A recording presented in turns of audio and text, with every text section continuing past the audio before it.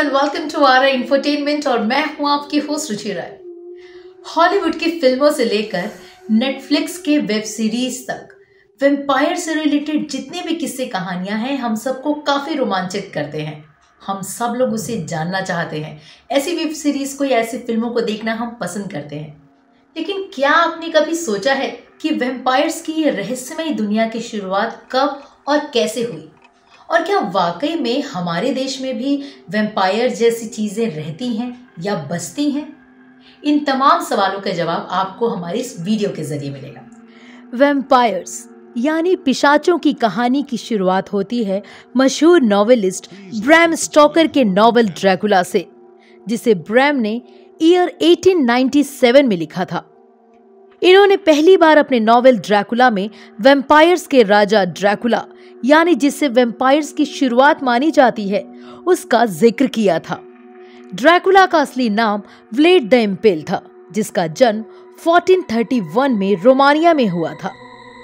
Dracula word का मतलब ही होता है डेविल यानी शैतान। ब्रैम स्टोकर के इस नॉवेल ने पूरी दुनिया को हिला के रख दिया था।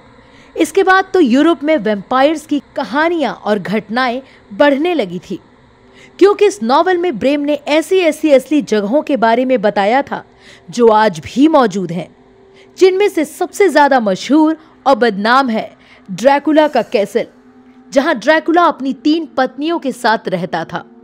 बाकायदा इतिहास में भी ड्रैकुला यानी व्लेड द इम्पेल का जिक्र मिलता है, जिसमें व्लेड को एविलेस्ट मैन एवर लिव्ड के नाम से नवाजा गया।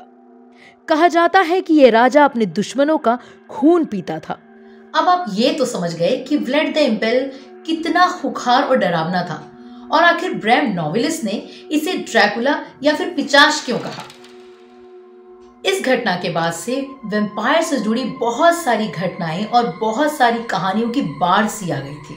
अच्छा, और हालात इस कदर पेचीदा हो गए थे कि बहुत सारे आदमियों को वैम्पायर समझकर जिंदा जला दिया गया, और बहुत से आदमियों के सीने के अंदर चांदी के भाले घोंप के मार डाले गए कि उनको लगता था कि इस तरह वैम्पायर का अंत हो जाएगा। अब सवाल ये उठता है कि क्या वाकई आज की डेट में भी वैम्पायर्स हैं, और अगर हैं तो ऐसी कौन सी जगहें हैं जहां पे ये रहते हैं? तो सबसे पहले तो मैं आपको बता दूं कि हाँ, वैम्पायर्स आज भी मौजूद हैं।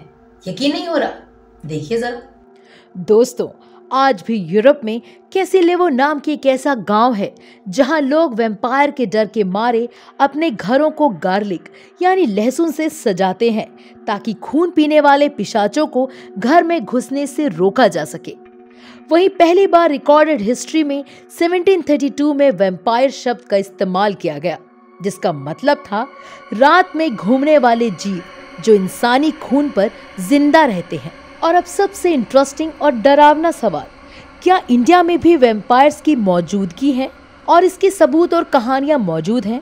तो इसका जवाब आपके होश उड़ाने वाला है। लेकिन इससे पहले कि हम आपको इसका जवाब दें, हमारी गुजारिश है कि अगर आपने अब तक इस चैनल को सब्सक्राइब नहीं किया है तो जल्दी से चैनल को सब्सक्राइब करें और बेल आइकन को प्रेस करें, ताकि हमारी लेटेस्ट वीडियो की अपडेट आप तक पहुंचती रहे और आपको मिलता रहे दुनिया भर का ढेर सारा ज्ञान। और अब आपके सवाल पे हम दोबारा आते हैं, क्या भारत में भी वैम्पायर होने का सबूत मिला है? तो इसका जवाब है हाँ।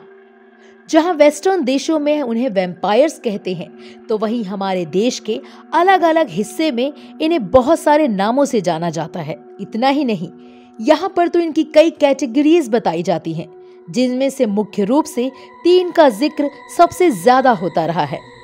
पहला पिशाच, दूसरा पे और पे मकलिर है, और तीसरा बैताल। हिंदू माइथोलॉजी के अनुसार पिशाचों की रचना खुद ब्रह्मा जी ने की थी, मगर कुछ लोगों का मानना है कि इन्हें दक्ष और क्रोध ने भी बनाया है। जहां हॉलीवुड मूवीज में एक वैम्पायर के काटे जाने से इंसान भी पिशाच बन जाता है, तो वहीं हिंदू माइथोलॉजीज में ऐसा कहीं कोई जिक्र नहीं है, बल्कि इन्हें लाल आंखों वाला और इंसानी मांस खाने वाला एक तरह का जीव बताया गया है, जो मरे हुए इंसान के शरीर में घुसकर उस पर अपना कब्जा कर लेता है और फिर इंसानों का खून पी जाता है। इसके साथ साथ पिशाच जिंदा आदमी के शरीर पे भी कब्जा कर लेता है।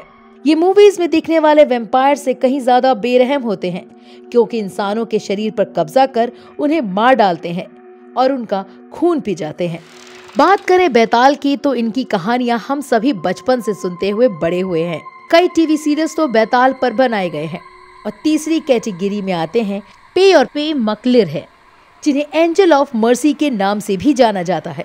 हमें पता है दोस्तों कि अब आप इस वक्त क्या सोच रहे होंगे, यही ना कि एंजल ऑफ मर्सी और पिशाच, भाई हम ये कैसा मजाक कर रहे हैं।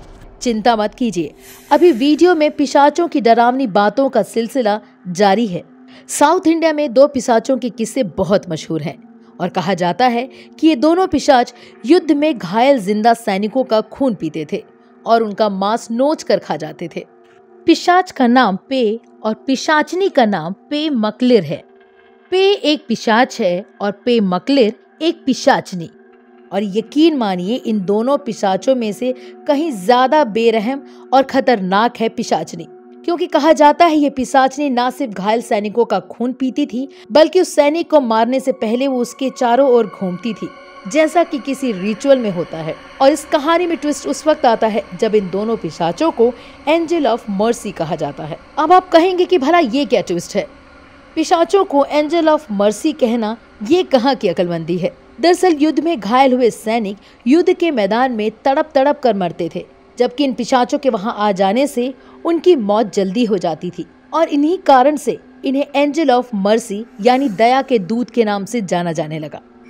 तो दोस्तों, कैसी लगी आपको वैम्पायर से जुड़ी हमारी ये आज की वीडियो, हमें कमेंट बॉक्स में जाके जरूर बताइएगा। साथ ही अगर आपके कोई सुझाव है तो वो भी आप हमारे कमेंट बॉक्स में जाके हमारे साथ शेयर कर सकते हैं। अगर आप नए दर्शक हैं और आपने अब तक इस चैनल को सब्सक्राइब नहीं किया है ना, तो प्लीज प्लीज प्लीज जल्दी से चैनल को सब्सक्राइब कीजिए। और वीडियो पसंद आई हो तो वीडियो को लाइक और शेयर जरूर कीजिएगा। और हाँ, सब्सक्राइब जो बटन है उसके बगल में जो बेल आइकन है उसको भी प्रेस कीजिएगा। तब तक के लिए बाय बाय।